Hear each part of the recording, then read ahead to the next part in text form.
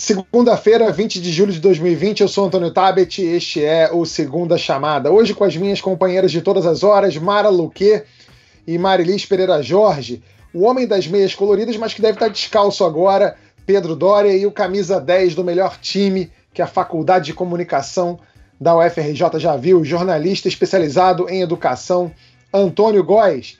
Quantas casas você tem, hein? Uma? Nenhuma? Bom, a ex-mulher do Bolsonaro comprou 14 imóveis em 6 anos. Qual será o segredo dela? A desigualdade brasileira escancarada na educação durante a pandemia. Você sabe qual é a profissão que paga melhor no Brasil? Saiba quem são os profissionais que ganham muito, muito bem por aqui. Paulo Guedes colocou um disfarce daqueles de Groucho Marx, sabe aquele óculos que já vem com o nariz aqui embaixo, o bigodinho assim? Na CPMF está tentando emplacar um novo tributo. Será que vai? E por falar em máscara, as artimanhas do movimento anti-máscara nos Estados Unidos e no Brasil. Roda a vinheta.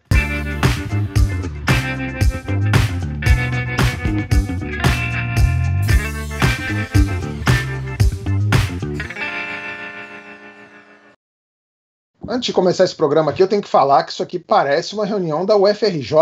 O Antônio Góes e o Pedro Doria foram meus colegas de faculdade, né? Antônio, mais especificamente, era da minha turma mesmo. O Pedro, acho que era um período ou dois abaixo, mas a gente já tinha estudava em algumas cadeiras juntos ali. A Marilis não estudava na UFRJ, mas o marido da Marilis, sim, estudava na UFRJ e era do nosso período também, só que ele fez radialismo, que era uma vertente da comunicação, e a Mara dava aula pra gente, né, professora Mara? Mentira, Mara, brincadeira, tô brincando. Esse cara me ama. Eu amo Mara Luque, eu te amo, Mara Luque. Olha só, ex-cônjuge é sempre uma potencial dor de cabeça. Poucos, no entanto, são capazes de trazer problemas com a justiça, como Ana Cristina Siqueira Vale, ex-mulher do presidente Jair Bolsonaro. Reportagem da revista Época mostra que entre 1997, quando se envolveu com o capitão, até 2003, quando se separaram, ela comprou 14 imóveis. Ana Cristina, que não tinha uma kitnet sequer, acumulou patrimônio de 5.300.000 reais em valores corrigidos. Chama a atenção que parte das transações, mais precisamente 680 mil reais, foi feita em dinheiro vivo e mais, no período em que teria ocorrido justamente a rachadinha nos gabinetes de Flávio e Carlos Bolsonaro. Pedro, quão enrascado está o presidente nesta investigação? Eu acho que é cedo para dizer, Antônio. Agora, isso exige... É muito engraçado porque esse processo, o que provoca, em essência, é o seguinte: a coalizão do bolsonarismo vai mudando e mudando profundamente, porque a cada episódio desses fica mais claro que Bolsonaro é um bom e velho deputado do Centrão, que sempre se comportou como um deputado do Centrão. É aquela pequena corrupção que você vai lavando de uma forma não exatamente profissional, botando em nome de ex-mulher, botando em nome de mulher atual, tudo mais. O que é o resultado disso? Uma das forças poderosas que levou o bolsonarismo ao poder é o lavajatismo, que é um movimento conservador muito antigo na democracia brasileira. Já foi lacerdismo lá nos anos 50 e 60. O lacerdismo era contra essa corrupção do Adhemar de Barros, que era um governador meio centrão que São Paulo teve nos anos 40, e ao mesmo tempo era contra o PTB. Assim como o lavajatismo é contra o centrão e contra o PT. Quer dizer, a coisa encaixa. O problema é que o Bolsonaro se afasta desse negócio cada vez mais. É cada vez mais difícil para ele manter a imagem de alguém que combate a corrupção. Ao mesmo tempo, isso fortalece ele, de certa forma, porque ele fica cada vez mais dependente do Centrão e o Centrão fica cada vez mais dependente dele. Porque, veja, por que o impeachment da presidente Dilma aconteceu? Aconteceu porque, num determinado momento, para o Centrão pareceu mais interessante abandonar os cargos que tinha no governo Dilma e abraçar o futuro presidente Temer. Fez isso por um motivo muito simples. O Temer trazia a promessa de combater a Lava Jato, de repente conseguir enquadrar. Não conseguiu, mas ele jogava essa promessa, isso interessava ao Centrão. O cara que agora vai combater a Lava Jato, porque tem o espírito lavajatista, é o presidente Jair Bolsonaro. Então, nesse sentido, o Centrão passa a ter um interesse maior em ficar com o Bolsonaro, que não é apenas os cargos. Então, a não ser que numa futura negociação com o vice-presidente Mourão, o Centrão consiga fazer esse ajuste, né? Que é, tudo bem, a gente quer os cargos, mas a gente quer combate à Lava Jato, que para um general fica mais difícil fazer de forma escancarada essa promessa. Então, o que eu vejo é menos uma ameaça ao Bolsonaro na justiça e mais uma transformação política do governo dele. E olha, vai se consolidando também a possibilidade do juiz Sérgio Moro, do ex-juiz, ex-ministro Sérgio Moro, ser candidato à presidência da República e rachar essa direita brasileira ali na frente na eleição de 2022. Ô Antônio, você acha que, depois disso aí que o Pedro falou, que o Sérgio Moro, de alguma maneira, deu de bandeja para o Bolsonaro algum elemento, algum pretexto para ele combater o lavajatismo? Porque quando houve o movimento de saída do Sérgio Moro do governo, houve essa rachadura que o Pedro está falando, mas teve muito apoiador do Bolsonaro que viu no Moro um traidor, um pária, né, um novo inimigo. Isso não dá força para o Bolsonaro pegar e combater o lavajatismo atendendo esses anseios do Centrão? Acho que é uma grande dúvida aí, assim, a gente sempre se pergunta o quanto que o Bolsonaro tem desse bolsonarismo raiz, né? Essas análises aí feitas pelo Datafolha, por exemplo, quando eles vão naquele eleitor, né, aquela pessoa que, além de considerar o Bolsonaro ótimo e bom, concorda com tudo, esse é um eleitor que já estava com o Bolsonaro antes do Sérgio Moro chegar, né?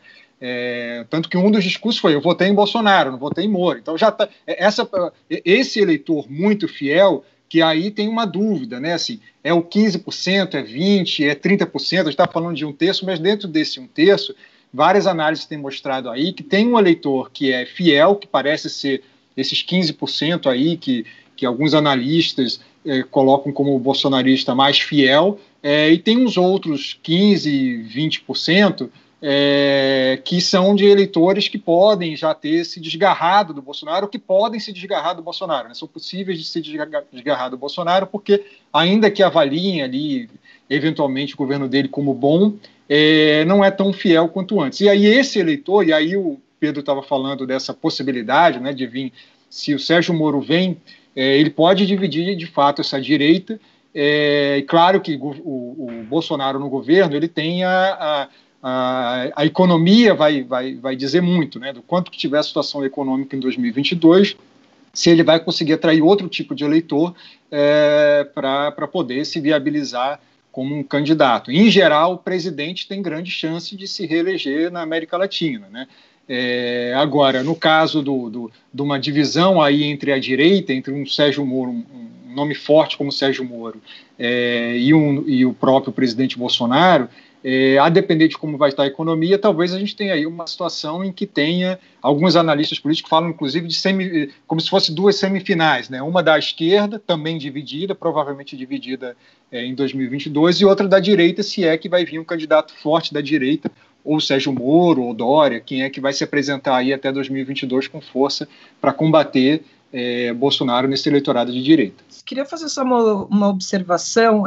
Juridicamente, a gente não sabe como essas investigações podem respingar no Bolsonaro, porque lá atrás, quando essa investigação, quando começam a olhar para esse patrimônio da ex-mulher dele, ele mesmo tinha poucos imóveis, ele não tinha nada perto do que ele tem hoje.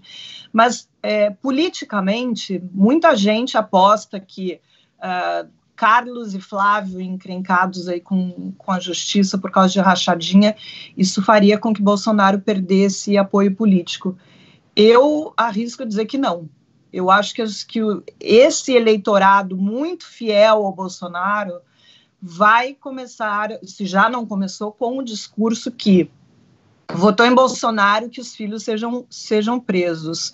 E então não vejo uma mudança muito grande, mesmo que essas investigações andem, porque a gente sabe que o Flávio está querendo atrapalhar isso ficou parado muito tempo por conta até de decisão do STF, mas eu não vejo a popularidade do Bolsonaro diminuir ou ele perder apoio se acontecer alguma coisa de fato aos filhos dele. Eu tô com você, Marilise, eu acho que isso vai acontecer, até porque tem esse espírito militar, de disciplina que envolve esse pessoal, e por falar em militares, a crise criada por Gilmar Mendes, ao dizer que os militares se associavam a um genocídio ao manter Eduardo Pazuello no Ministério da Saúde, se acalmou por hora, mas a tensão entre o Supremo e os fardados não foi à toa. Gilmar pode ter se excedido da palavra genocídio, mas fato é que as Forças Armadas estão metidas no governo de Jair Bolsonaro até o pescoço. Levantamento feito pelo Tribunal de Contas da União mostra que o capitão dobrou o número de militares na sua gestão. Saiu de 2.957 em 2016, primeiro ano do Michel Temer, para 6.157 em 2020. A Folha de São Paulo fez um levantamento mais preciso. Se levarmos em conta só os da ativa, o crescimento foi de 33% no governo Bolsonaro. Mara, que tipo de distorções uma presença tão massiva de militares pode gerar neste governo? Já está gerando, né? A gente vê isso claramente no Ministério da Saúde. Os militares, eles não são treinados para a formulação de políticas públicas. O treinamento deles é outro.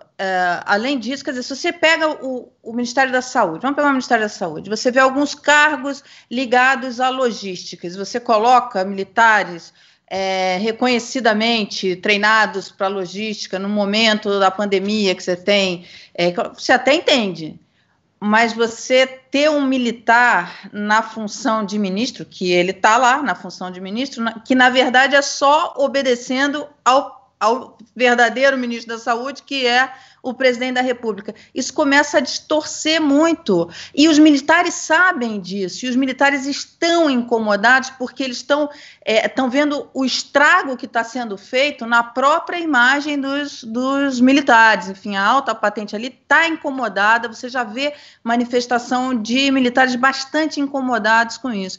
O aparelhamento, seja ele qual for, ele é sempre complicado principalmente quando você coloca pessoas que não estão preparadas para aquelas funções específicas. Você viu isso, por exemplo, no governo Dilma, no Tesouro Nacional, que você teve até um movimento dos técnicos do Tesouro para impedir o aparelhamento no Tesouro. E o Tesouro tinha um papel importante, foi feito um longo trabalho com os técnicos do Tesouro, fizeram um longo trabalho para o Brasil ganhar o grau de investimentos e tal, e depois com o secretário Arnaud Agostinho, desmontando tudo aquilo que foi montado antes, enfim. E você vê os técnicos do Tesouro que saíram algumas matérias, enfim, eles denunciando aquela tentativa de aparelhamento. O aparelhamento é sempre ruim por conta disso, você não ter uma continuidade de políticas de Estado, você colocar pessoas que não necessariamente estejam preparadas para aquelas funções. No caso dos militares, você tem isso, quer dizer, eles não são treinados para a formulação de políticas públicas.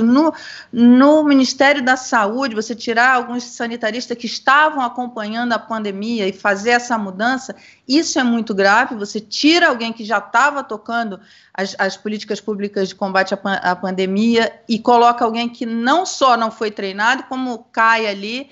Então, assim, é muito difícil, sem você mergulhar para ver exatamente quais são os postos que foram colocados. Seria, enfim, mas no geral, é isso. Você trocar pessoas, colocar pessoas que não são preparadas para aquelas funções, simplesmente por aparelhamento, é um risco muito grande. No Ministério da Saúde isso ficou muito claro. Eu acho que é uma das partes assim, mais graves, porque houve uma troca, não foi só a troca do ministro, né? Foi também a troca de todo o pessoal embaixo, que você tira gente preparada, treinada para isso, que estava desde o começo da pandemia, e coloca uma turma que não sabe nem o que é aquilo. Entendeu? Então, isso aí é perigoso. Agora, se o Pazuello está sendo criticado, há outro militar deste governo que fica naquela gangorra entre eventualmente ser elogiado e criticado, que está ganhando um certo protagonismo agora, já teve momentos de protagonismo, mas agora está ganhando bastante protagonismo, porque está na frente dessa questão da Amazônia, que é o vice-presidente Hamilton Mourão. Ô Pedro, qual é a tua leitura disso? Eu acho que tem 2 pontos aí. Um ponto que adiciona é a questão toda dos militares no governo. A gente não pode esquecer de dois pontos importantes. Isso tem menos a ver com o Mourão e mais com o Pazuello, que é o seguinte: um militar da ativa, e o general Pazuello é um militar da ativa, ele tem um conflito de obediências, né? Porque ele tem a obrigação de obedecer ao presidente da República quando um ministro técnico tem a obrigação de recomendar ao presidente da República a política mais adequada. E, evidentemente, o ministro médico, como foram os outros 2, fizeram exatamente isso. Recomendaram ao presidente a política mais adequada. O general Pazuello escolheu o caminho de obedecer ao presidente da República, até porque ele não é médico. Existe um segundo ponto, e esse é um ponto que afeta diretamente ao Mourão, que é o seguinte: embora ele seja um general da reserva, ele tem aquela ligação profunda com as Forças Armadas que todo militar, mesmo na reserva, tem.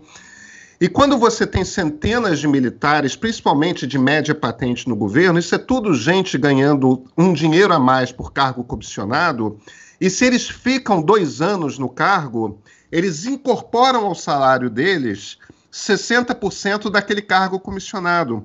Então, todos esses militares têm um interesse, não chega a ser corrupção no sentido que a gente costuma usar sempre, porque afinal de contas não há um dinheiro roubado, é tudo legal. Mas é uma forma de você corromper o processo, porque o cara quer continuar ali por pelo menos 2 anos para ter aquele aumento de salário pelo resto da vida.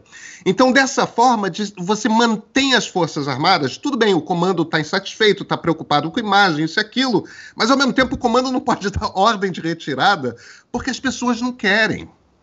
E isso afeta diretamente o Mourão, e é por isso que o Mourão fica ali oscilando. Às vezes ele fala uma coisa assim, às vezes ele fala uma coisa assada, porque por um lado ele não quer fazer um rompimento da coesão dos militares, por outro, ele está preocupado, evidentemente, com a imagem do Exército.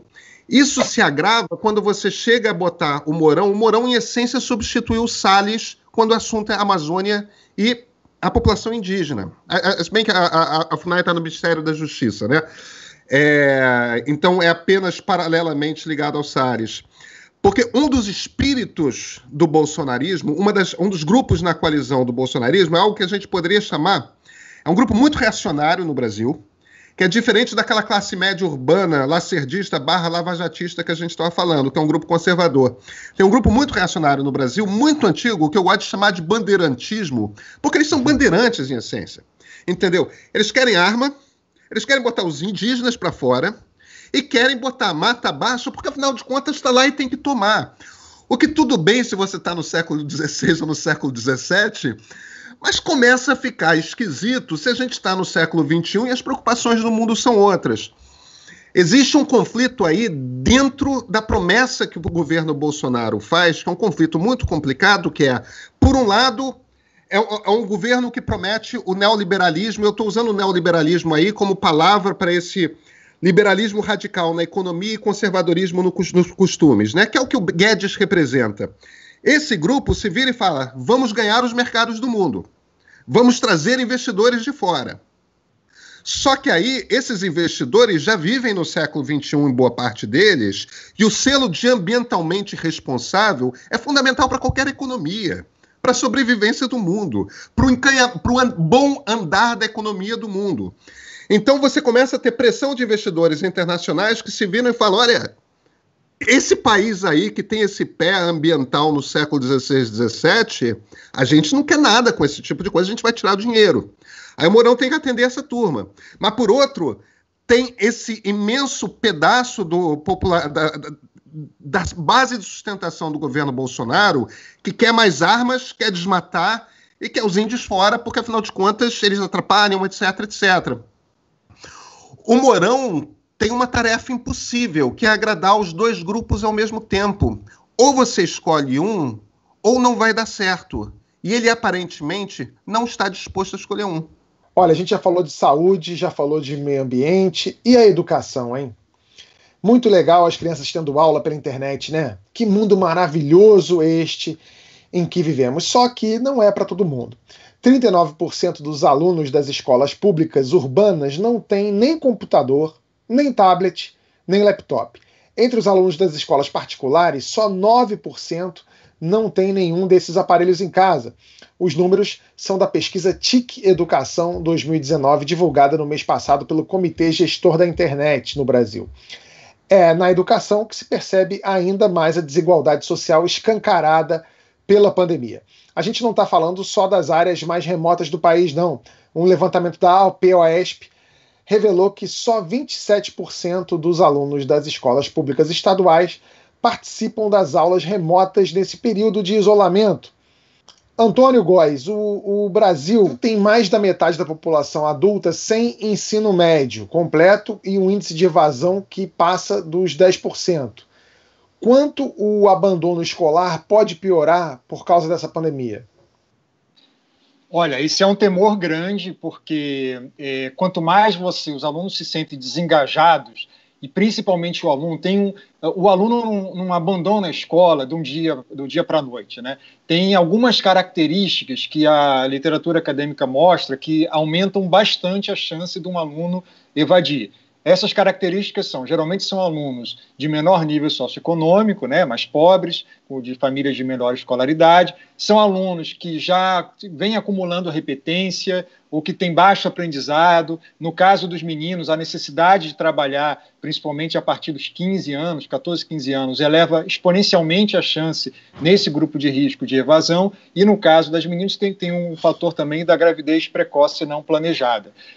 A pandemia, o grande problema, o grande risco, o grande temor dos educadores no mundo todo, não só no Brasil, mas num país já com tanta desigualdade como o Brasil, isso aqui é ainda mais grave, o temor é justamente que essa pandemia agrave essa situação. Então, o aluno que não está conseguindo acompanhar as aulas, e aí não é só a questão técnica, às vezes realmente falta tecnologia para ele, mas o Estado de São Paulo, por exemplo, forneceu um aplicativo com internet gratuita e ainda assim boa parte dos alunos não conseguiram se engajar, por N fatores. Muitos alunos estão em famílias onde estão precisando, onde há necessidade de trabalhar, e nessa situação fica mais difícil você trabalhar. Então isso aí, principalmente no momento em que você começa a retomada, isso pode elevar enormemente as chances desse aluno evadir, porque ele vai ter a necessidade de complementar a renda da família, principalmente se o auxílio do governo começar a diminuir. E todos esses fatores vão levando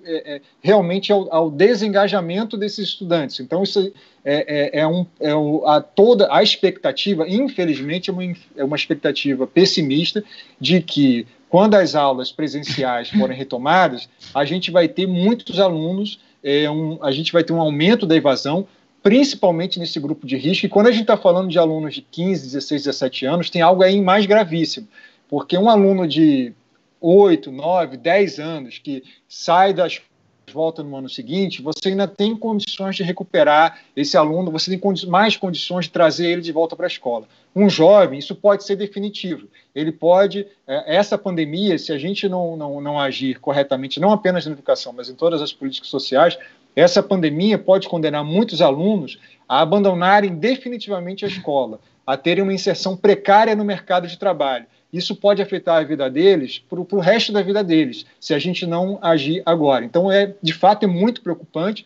As redes estão preocupadas com isso e a nossa capacidade de dar resposta a esse problema vai determinar muito o que vai acontecer com essa geração, principalmente na juventude que foi afetada com a pandemia.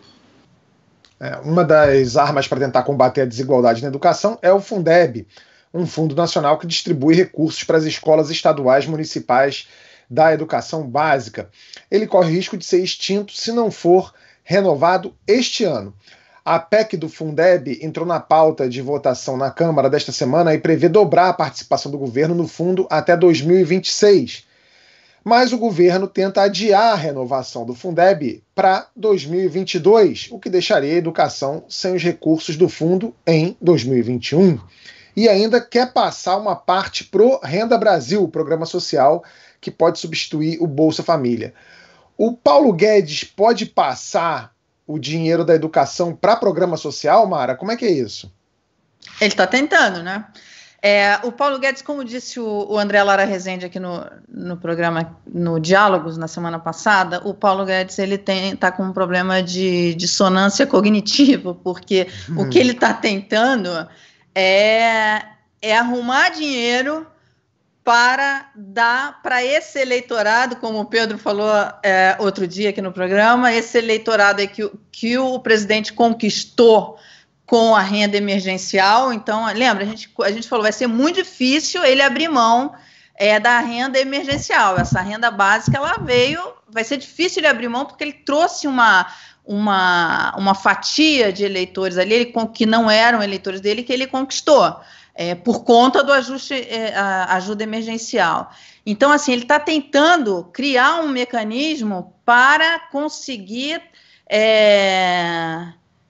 enfim, trazer essa ajuda como um Bolsa Escola, que é mais ou menos o Bolsa Escola que o Cristóvão fez quando ele era governador do Distrito Federal, enfim.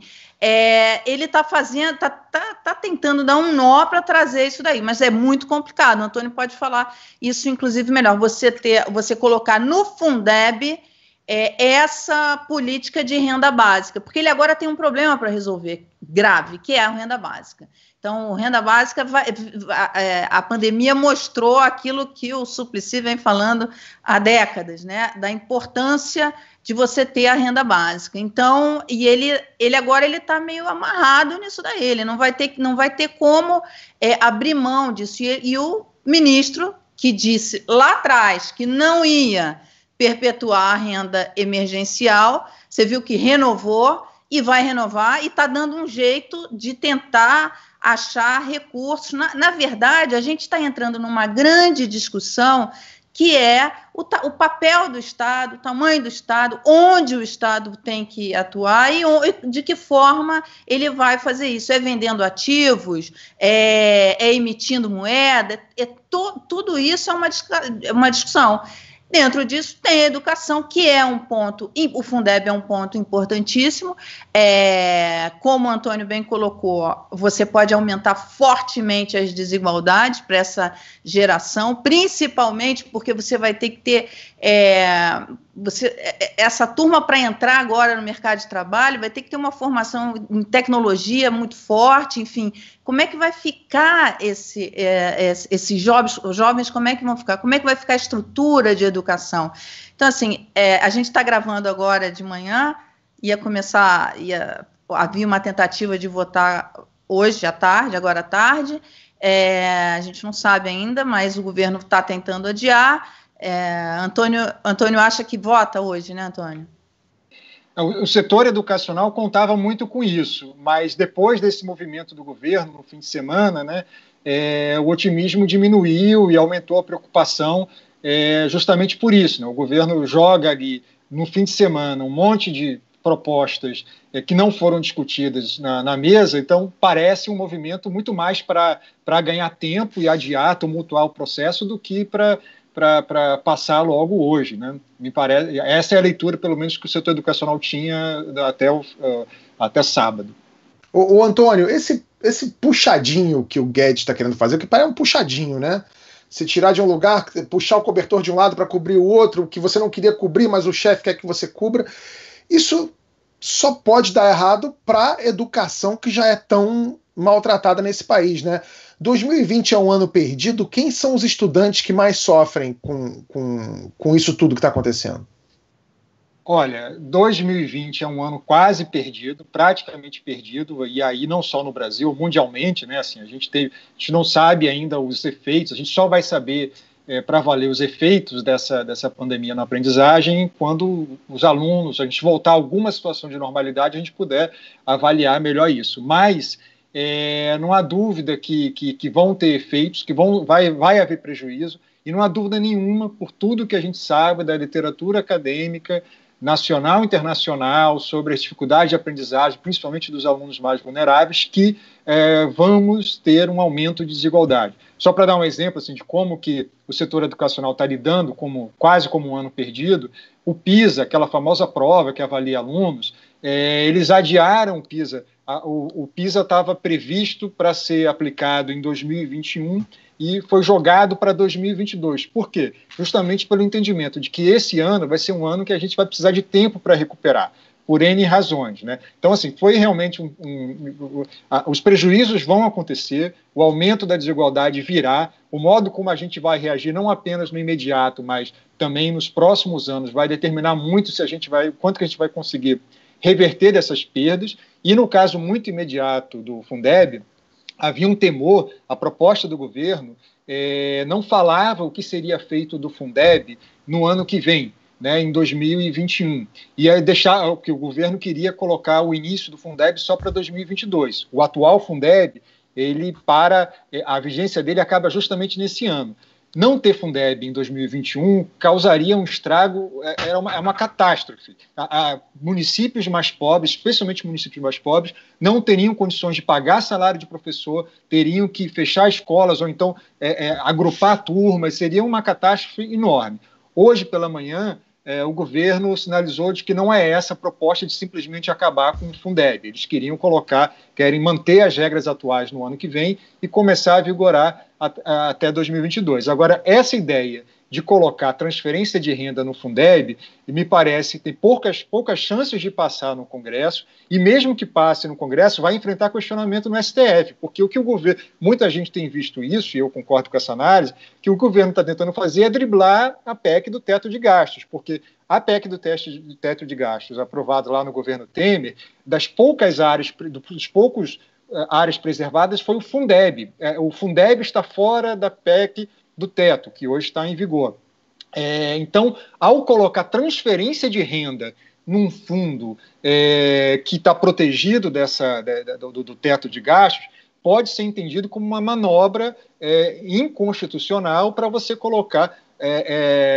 fazer passar aí um dinheiro que o governo quer usar para transferência de renda. Veja bem, ninguém no setor educacional discorda que é importante você ter políticas de transferência de renda, tem impacto na educação. É muito importante que você amenize a situação de pobreza, de miséria das famílias, ninguém discute isso. A questão é que o Fundeb é um fundo feito para garantir o financiamento mínimo das escolas públicas e para diminuir desigualdades entre os entes federativos. Transferência de renda pode ter impactos muito positivos e é importante ainda mais nesse contexto para a educação, mas não é no Fundeb. Essa tentativa Exatamente. De colocar o Fundeb dentro a transferência de renda dentro do Fundeb parece mesmo um gatilho, um truque que eu tenho dúvida se passa no Congresso e tenho mais dúvidas ainda se isso aí vai ser sustentado quando for ao STF, que fatalmente irá, caso seja aprovado no Congresso. O que acontece é que você tem hoje, a pandemia trouxe hoje para o mundo inteiro, né?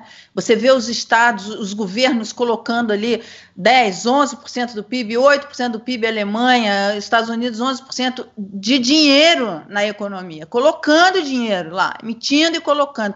Alemanha e França junto, emitindo dívida para pegar e botar dinheiro na economia. E aí você tem um governo no Brasil que está... O ministro, ele está, assim, um pouco atropelado pela situação. Então, tudo aquilo que ele pensava em fazer, ele definitivamente não vai poder fazer. Ele vai ter que pensar uma outra política para acomodar todo esse esforço que o Estado vai ter que fazer para combater a desigualdade, para fazer a economia voltar a funcionar, enfim, e vai precisar de uma participação do Estado. De que forma o Estado volta a participar? Você tem uma discussão forte hoje entre os economistas liberais de esquerda, se emite ou se não emite moeda, se emite dívida, como é que vai ser feito isso, quer dizer, mas ele não abre mão, ele ainda está preso naqueles dogmas, ele não parece... essa pandemia, ele ainda não conseguiu realizar esse luto de que não vai dar para fazer o que ele queria fazer lá no começo do governo que ele pensava em fazer. Então, arrumar tudo, aí entra a discussão de reforma tributária, ele está querendo arrumar mais impostos, mas há uma pressão enorme para impostos sobre tributação de fortuna, tributação de dividendos, enfim, tudo isso entra na pauta por conta do aumento da desigualdade, de toda a necessidade que o mundo está precisando para reativar a economia. Marili, você queria falar? Não, é só para complementar, essa questão da desigualdade, a gente já está vendo o impacto disso na forma como que as famílias estão lidando com os filhos que estão perdendo aula ou que não estão conseguindo estudar direito. Nas classes mais favorecidas, você vê, por exemplo, gente que não está nem preocupada que esse é um ano perdido, que vai ter que repetir o ano que vem de novo. Eles têm uma preocupação com a saúde mental dos filhos que estão trancados em casa, como é que vão lidar com essa experiência de passar por uma pandemia. É uma preocupação completamente diferente dessa realidade dura dessas classes menos favorecidas, que não têm acesso à internet, não estão tendo acesso à aula. Isso que o Antônio colocou de uma massa aí de adolescentes que pode simplesmente não voltar mais para a escola porque vai entrar no mercado de trabalho, porque as famílias estão precisando complementar a renda. Então, a gente vê essa questão da desigualdade já nesse momento com essa forma que essas famílias estão lidando. E quando a gente olha para a educação, que até agora a gente teve, né, estamos no quase quarto ministro, sem um plano efetivo na educação, a gente não sabe o que vai acontecer e, principalmente, o que vai acontecer para tentar correr atrás desse ano que está perdido para essas classes, para essas crianças e adolescentes que realmente precisam do governo para garantir educação. Olha, e como desgraça pouca é bobagem, este mês o presidente Bolsonaro nomeou olavistas para o Conselho Nacional de Educação. Esse conselho é responsável pelas diretrizes do Plano Nacional de Educação e os membros são indicados pelo ministro da pasta. Pouco antes de sair do ministério, o Abraham Weintraub, aquele, indicou esse pessoal aí. Antônio, agora a gente arrebenta no PISA, né? O Weintraub fez alguma coisa boa pela educação, além de sair? Essa foi a melhor coisa que ele fez, né? Mas é curioso, assim, até mesmo em algumas pautas que você poderia, assim, a incapacidade dele de conseguir ter apoio, né? De conseguir construir, costurar apoio, prejudicava, inclusive, as próprias pautas dele. Vou pegar um exemplo muito pontual. O Weintraub não conseguiu passar no Congresso uma mudança na emissão de carteirinha estudantil. A carteirinha hoje é monopólio, a Uni tem um monopólio da emissão dessas carteirinhas. O Weintraub, o governo, na gestão dele, tentou passar uma carteirinha digital gratuita para todos os estudantes. Obviamente, a intenção principal dele era acabar com o financiamento da Uni, mas é uma medida que iria, assim, teria altas chances de ser aprovada no Congresso. Tentando aqui me esforçar muito, assim, tem coisas ali o Enem digital, por exemplo, é uma ideia que vale a pena ser levada adiante com todo cuidado, né, assim, de fazer aos poucos. Então, tem ali o projeto do futuro, e se foi feito a ideia de você arejar mais o financiamento das universidades públicas, poderia vingar melhor se ele tivesse construído, escutado mais setores que poderiam agregar apoio a ele, mas o que, mesmo nas pautas em que ele teria mais chance de aprovar alguma coisa, ele foi destruindo pontes e se enfraquecendo. Agora, o saldo é extremamente negativo. E aí, principalmente, às vezes parece picuinha da gente, quando a gente fala que esse estilo agressivo dele não era só porque nos incomoda, não é só porque era incivilizado, ele destrói capacidade de articulação. E na educação, principalmente se você considerar a educação básica, você citou aí o Conselho Nacional de Educação. Para mim, o mais grave, além da questão de ter colocado olavistas lá, mas talvez mais grave do que isso, foi as nomeações do governo terem ignorado as indicações dos secretários estaduais e dos secretários municipais de educação. Nenhuma política na educação básica se sustenta sem articular com esses setores. Por quê? Estados e municípios representam mais de 80% das matrículas na educação básica. uns 18%, 17% estão no setor privado, e a rede federal representa menos de 1%. A gente olha muito para colégio militar, escola federal, Cefet, que tem bom desempenho, também porque fazem seleção de alunos, atraem alunos de maior nível socioeconômico, mas isso é 1% da educação básica. Então, essa dificuldade de sentar com esses atores, com estados e municípios, de pensar numa política articulada, de dialogar. O diálogo pressupõe você ceder em alguns pontos. Então, toda essa completa incapacidade de se articular com os gestores que respondem por mais de 80% das matrículas da educação básica prejudica qualquer tipo de projeto. E, às vezes, até assim, o projeto pode ser bom ou ruim, mas se ele não estiver bem articulado com os estados e municípios, na ponta, a chance dele acontecer é muito pequena. A gente falou dos pais aí com dificuldades, né? Alguns tendo de trocar os filhos de escolas, para uma escola com uma mensalidade mais em conta, eventualmente para a escola pública. Mas e você? Você ganha bem? Ganha mal? Mas em relação a quem? A Receita Federal divulgou o relatório Grandes Números das Declarações do Imposto de Renda das Pessoas Físicas em 2018. Em uma parte do documento tem quantas pessoas de cada profissão declaram em média. A profissão que paga melhor no Brasil, qual é? É médico? É advogado? É youtuber? É engenheiro que é melhor do que você? Não. É dono de cartório, minha gente. Uma média de R$103 mil por mês. Lembre-se disso na próxima vez que você tiver que fazer uma cópia autenticada. Em segundo lugar, está o membro do Ministério Público, 53 mil por mês. Médico é o sexto colocado com 30 mil.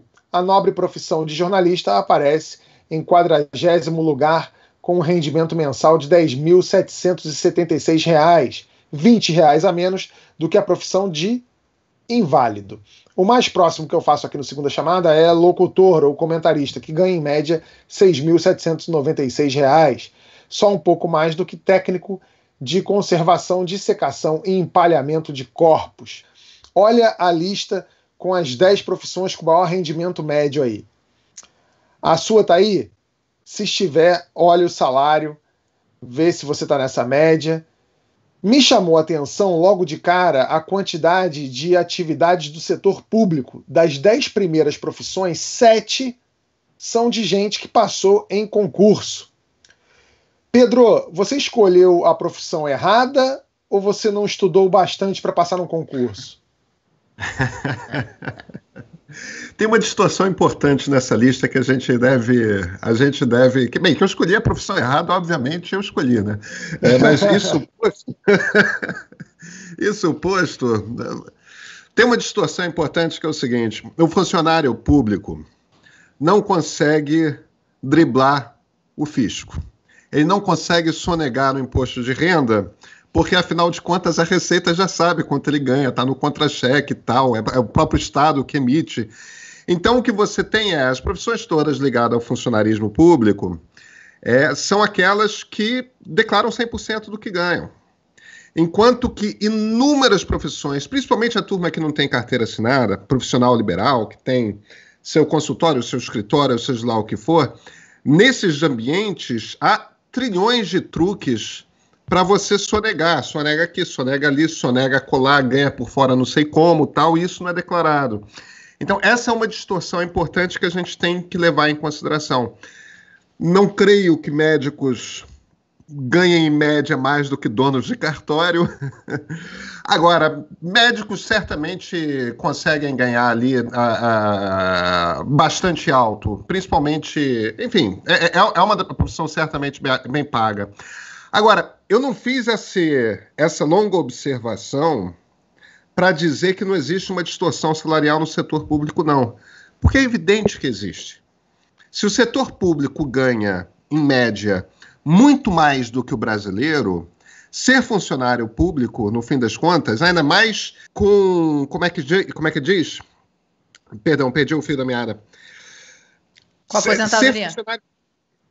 Pois é, ainda mais você tendo a garantia de aposentadoria e a garantia de você não ser demitido, toda essa teia. O problema do funcionarismo público, muitas vezes, não é o número de funcionários públicos, mas o fato de que você não consegue se livrar de alguém que passou num concurso e se revelou alguém que não está a fim de trabalhar, mas é dificílimo você demitir um funcionário público. Então você não consegue melhorar a renda do funcionário público e, ao mesmo tempo, você usa o Estado para criar parte do problema de desigualdade no Brasil. A gente tem que olhar muito para essas máquinas de desigualdade no Brasil. Não são todas do setor privado.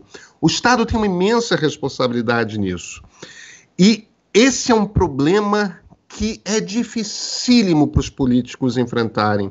É dificílimo para a esquerda, principalmente, enfrentar, porque funcionário público faz parte, desde o Getúlio, da base eleitoral da esquerda. Então, a esquerda, que tem a função social dentro de uma democracia de combater a desigualdade, é justamente a máquina que trabalha para preservar esse tipo de privilégio que não deveria ter mais espaço no Estado moderno, que atrapalha a capacidade de você entregar saúde pública de qualidade, educação pública de qualidade e tudo mais, ao mesmo tempo em que se torna uma máquina de produção de desigualdade, de renda. Pois é, a gente estava falando até agora sobre educação e o Antônio jogou uma pergunta aqui para a gente, né, se não tem professor nessa lista, porque quanto ganha um professor que dá aula, um professor municipal, um professor estadual, mesmo um professor federal, tirando alguns salários de universidade, o Antônio pode me corrigir se eu estiver errada, o professor ganha uma miséria no país. E a gente está falando sobre educação, do que vai ser feito, de falta de plano de governo,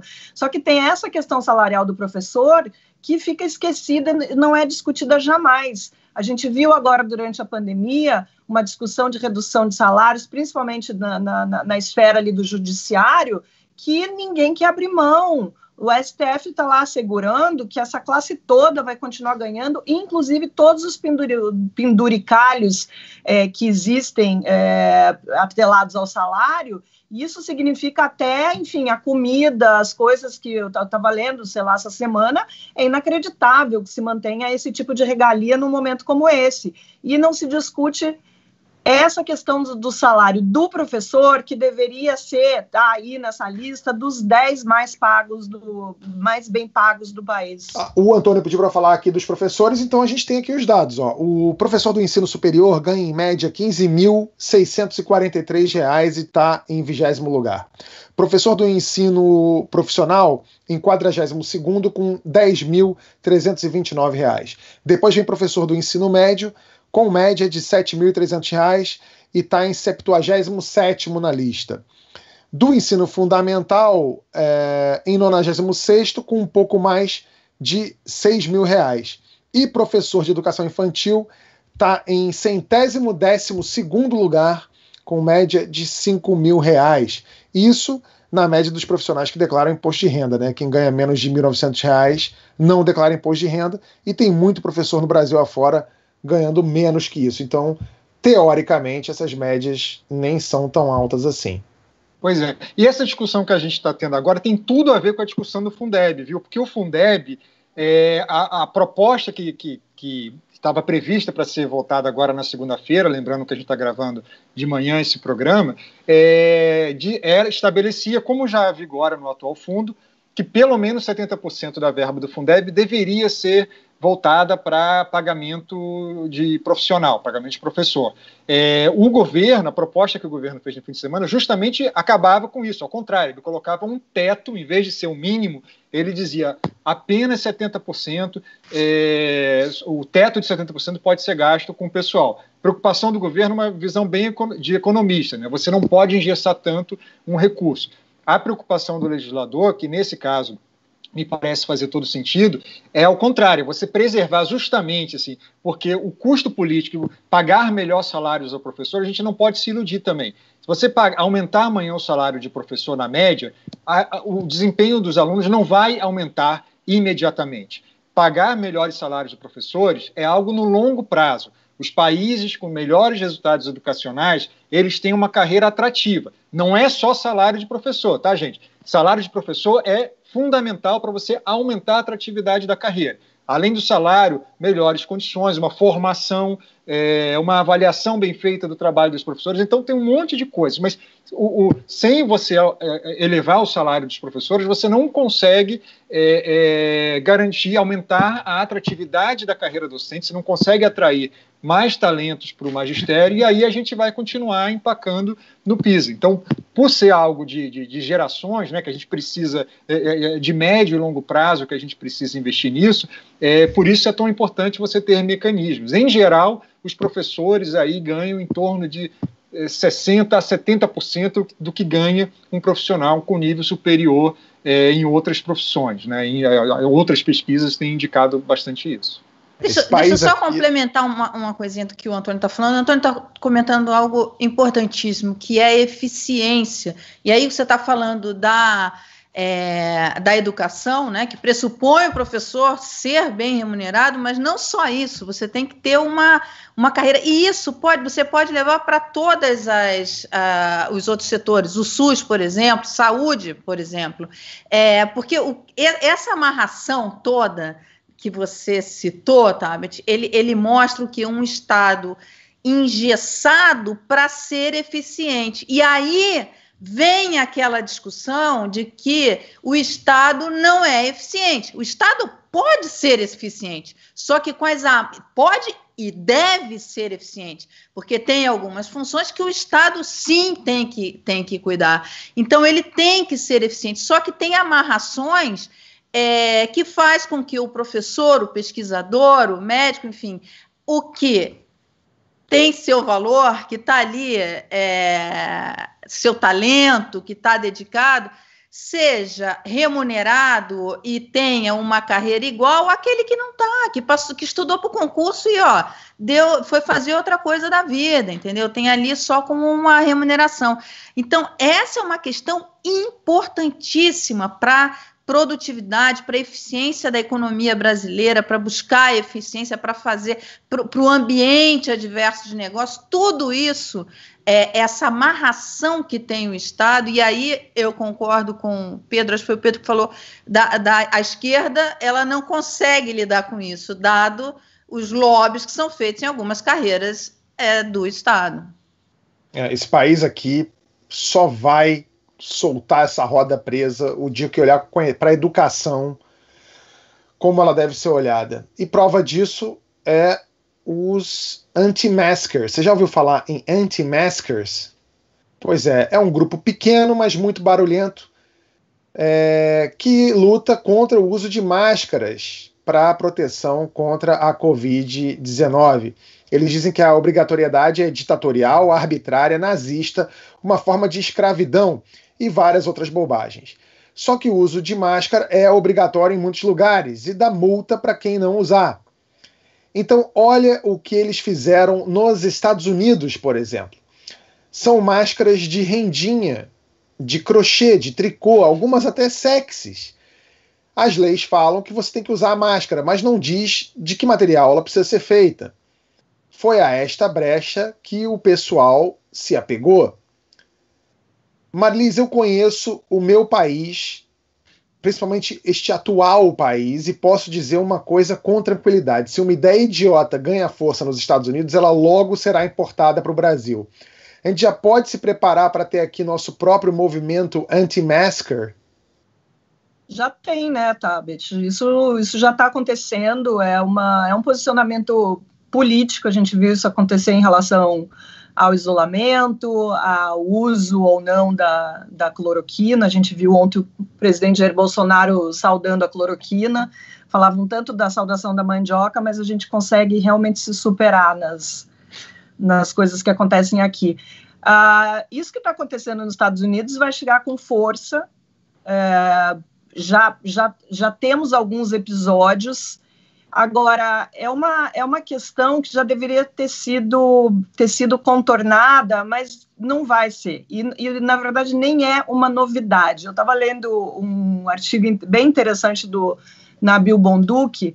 Ele fala que lá em 1919, no auge da gripe espanhola, na Califórnia surgiu um grupo exatamente assim, contra o uso das máscaras e apelando para esses mesmos, pelos, enfim, direitos individuais e tal.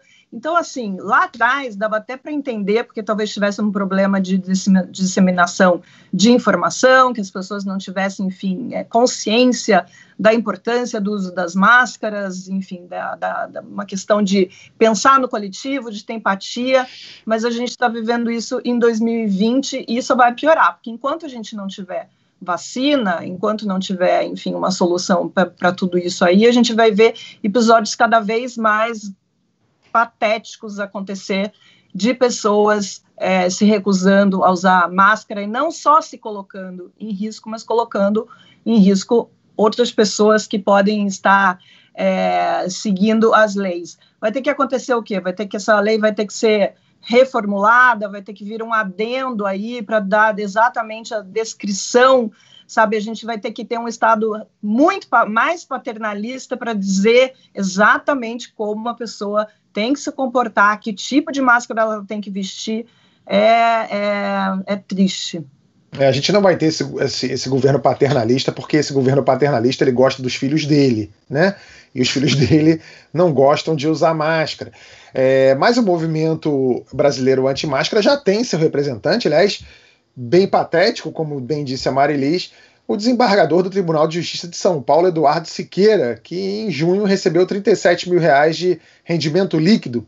Ele fez esse escândalo por causa de uma multa de R$100 em Santos, no litoral paulista. Roda o VT. Finalizando 13 horas. Delbel? 13 horas. Do desembargador Eduardo Siqueira. 7 segundos.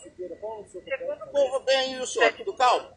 Eu estou aqui com um analfabeto do PMC aqui, um rapaz. Ele falou que... Eu falei, vou ligar para ele, porque eu estou andando sem máscara, só estou eu na faixa de praia que eu estou. Ele está aqui fazendo uma multa e ele disse que eu falei, olha, isso não tem... Eu expliquei de novo, eles não conseguem entender. Aí eu falei, então, mas o seguinte, você vai falar com o Delbel. O Delbel é que fale comigo, eu não falo com ele. Ele que quiser. Agora o senhor vai manter, cidadão. O senhor falou. O senhor não é autoridade, o senhor vai falar. Vou passar o telefone, Delbel. Eu não vou falar o celular do senhor. O Delbel está aqui.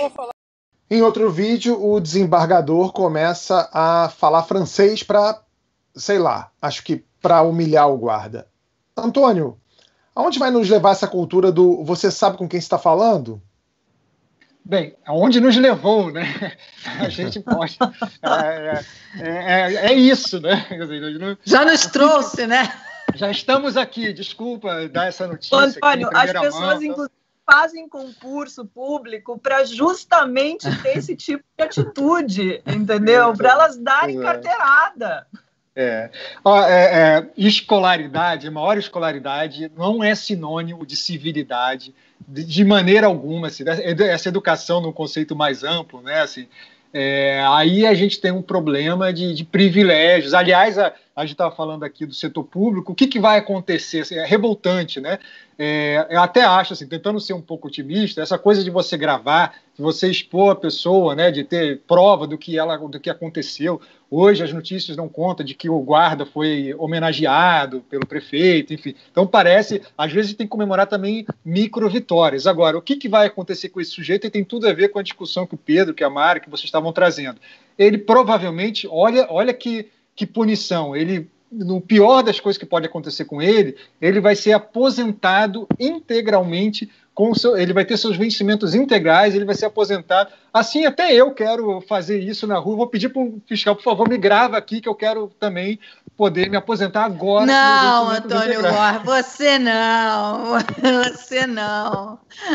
Eu tenho certeza que você não, Antônio Góes, com a sua formação, eu acho que não. Deixa eu só fazer uma observação. Tem o Josias de Souza, que escreveu uma coisa super interessante na coluna dele no UOL. Ótimo. Entre ontem e hoje.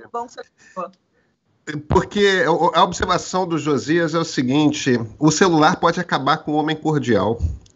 O conceito sociológico lá do Sérgio Buarque, lá atrás, anos 30, do homem cordial, que as pessoas costumam interpretar de uma forma meio comezinha, do tipo, o brasileiro é gentil, cordial, mas que não é nada disso. O conceito, na verdade, remete a uma coisa de... O brasileiro lida com tudo na base do afeto. o debate todo, e o afeto não é necessariamente um afeto positivo, pode ser também negativo. Esse conceito do você sabe com quem está falando é exatamente por onde passa o conceito do homem cordial. É a coisa que faz com que todo mundo que é branco e bota uma gravata nesse país, e se já tiver uns cabelos grisalhos como a gente, já ajuda, você vira doutor imediatamente, né? Esse hábito que se reforçou nesse período de quarentena, de todas essas carteiradas, de todos esses você sabe com quem está falando, serem registrados no celular e serem imediatamente distribuídos, pegando fogo pelas redes sociais, pode fazer, sim, com que o comportamento comece a mudar.